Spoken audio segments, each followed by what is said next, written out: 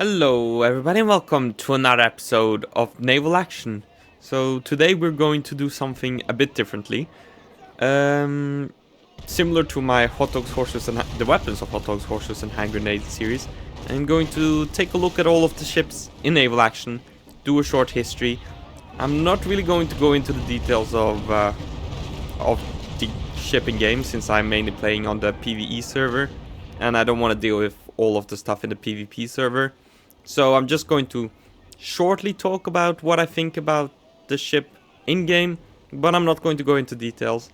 I'll put a screenshot of my exact ship and what modules and stuff I have in it. But other than that, don't expect any in-depth review or anything. So here we are today with the Santisima, or her full name, the Nuestra Senora de la Santisima Trinidad, which certainly is a mouthful. Yeah, she is one ugly ship if you ask me.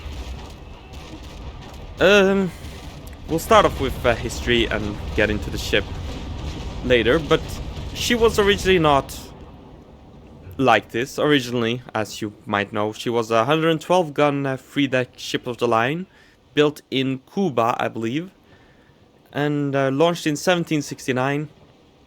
And later on, she was upgunned in 1795. Her forecastle and quarterdeck was joined to create a continuous fourth deck of 8-pounder guns, which is the model we have in Naval Action here, consisting of 140 guns, which made her one heavy ship.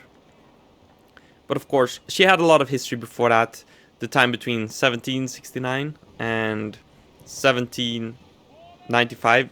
That's quite a few years of history.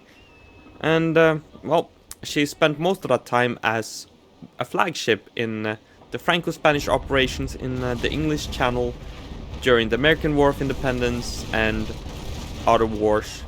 She was a first-rate ship of the line, so of course she was a flagship. And notably I keep on saying 19th. I think I've been playing too much hot dogs, horses and hand grenades. Anyways, in 1797, she was a flagship of Teniente General José de Cordoba y Ramos at the Battle of Cape St. Vincent, where she was almost captured by the British, but she barely managed to escape when the British failed to take possession of her after she struck her colors. They would get a second chance soon, though. With a few days later, she was chased by a few frigates, the HMS Terpsichore under Captain Richard Bowen, but she escaped, returned to Cadiz for repairs, and basically did nothing for another 8 years. This was after her refit to a 140 gunner. However, notably, the final action she took part in, and sadly where we lost her, commanded by Francisco Javier Uriarte, she fought at the Battle of Trafalgar, which we all know how that ended. Nelson won the battle, died of course. So the Santisima, a big imposing ship, was kind of useless during that battle. She was big, there were light winds that day, she was big, bulky, heavy, those extra guns. I mean, she was originally a 112 gunner, and then you add another 28 guns, you become quite unwieldy. So she didn't do much. She was also right after the astern of the Bucentaur, which we all might remember is the flagship of the Villeneuve, I think it was, during the Battle of Trafalgar. And well, a lot of ships surrendered that day, including the Santisima. And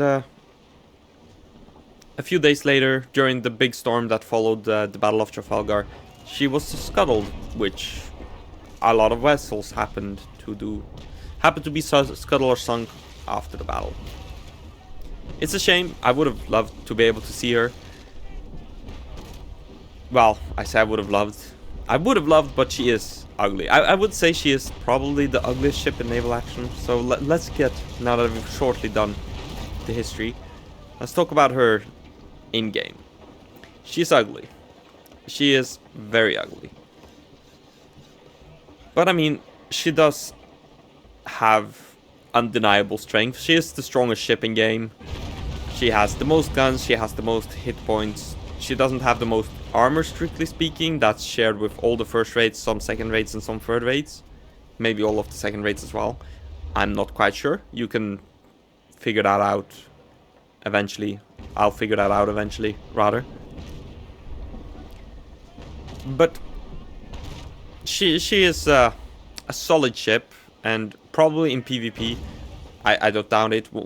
Before I left PvP, she was definitely one of the dominant first-rate ships of the line. You can't argue against the amount of crew, guns, and armor.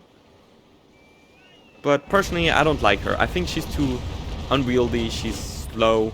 She doesn't turn well. She has poor sailing profile.